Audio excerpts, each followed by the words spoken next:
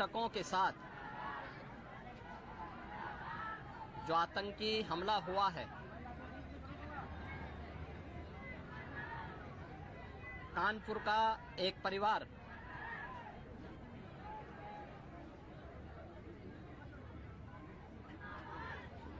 भी उस आतंकी हमला का शिकार यहाँ का एक नौजवान हुआ।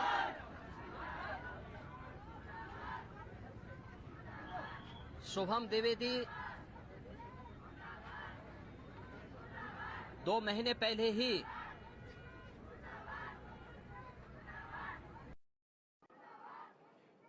जिसकी शादी संपन्न हुई थी, यह पहलगांव का आतंकी हमला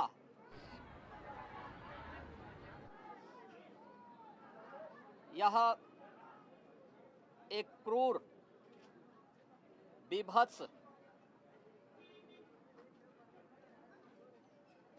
कायराना कृत्य है। न केवल देश ने बल्कि दुनिया के हर सभ्य समाज ने इस घटना की निंदा की है। यह घटना बताती है कि आतंकवाद अब अपनी अंतिम श्वास ले रहा है। निर्दोष पर्यटकों पर हमला जाति और धर्म पूछ करके बहन बेटियों के सामने उनके सिंदूर को उजाड़ा जाए, यह कोई सभ्य समाज स्वीकार नहीं कर सकता। और खास तौर पर भारत के अंदर यह कतई स्वीकार्य नहीं है। भारत सरकार की आतंकवाद और उग्रवाद के प्रति जीरो टॉलरेंस की जो नीति रही है, वह प्रभावी ढंग से आतंकवाद का नेस्तनाबूद करेगी। और आपने देखा होगा कल इसकी शुरुआत, इसके ताबूत पर अंतिम कील ठोकने की शुरुआत हो चुकी है। आदरणीय प्रधानमंत्री जी की अध्यक्षता में सीसीएस की बैठक में जो निर्णय लिए गए हैं, आदरणीय गृह मंत्री जी ने स्वयं उन क्षेत्रों का दौरा किया और आगे की रणनीति के साथ ही आतंकवाद और उग्रवाद के खात्मे की एक नई पहल के लिए अब पूरा भारत आगे बढ़ा है। आतंकवाद और उग्रवाद के प्रति जो जीरो टॉलरेंस की नीति है, पूरे भारत को इस दुखद घड़ी में प्रधानमंत्री मोदी जी के नेतृत्व पर विश्वास करना चाहिए।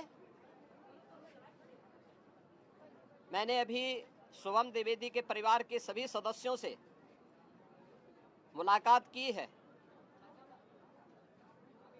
उनके पूज्य पिता से मेरी कल भी बात हुई थी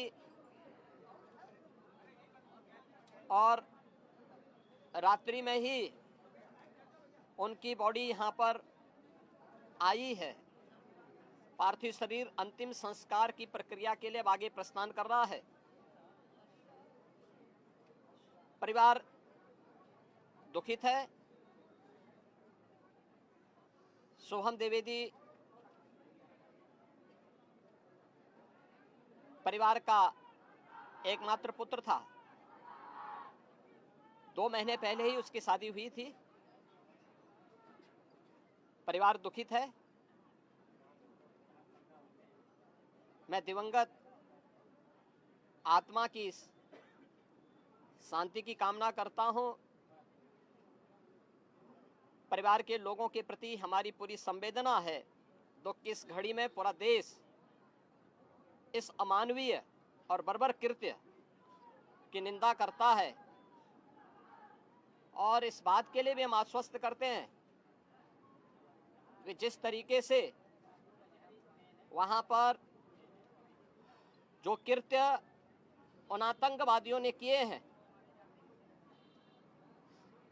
हिंदू मां बहनों के साथ जिस प्रकार की बर्बरता उनके सामने ही उनके सिंदूर के साथ किया गया है, इसी प्रकार से आतंकवादियों और उनके आकाओं को उसकी सजा जरूर मिलेगी। इसमें कोई संदेह किसी को नहीं होना चाहिए। मैं पूरे परिवार, हम और हमारी पूरी सरकार, डबल इंजन की पूरी सरकार पीड़ित परिवारों के प्रति साथ खड़े हैं। याद रखना, ये डबल इंजन की सरकार है और ये सरकार इस प्रकार की किसी भी बर्बर और अमानवीय आतंकी घटना को लेकर, उग्रवादी घटना को लेकर के जीरो टॉलरेंस की नीति के तहत कार्य करना जानती है।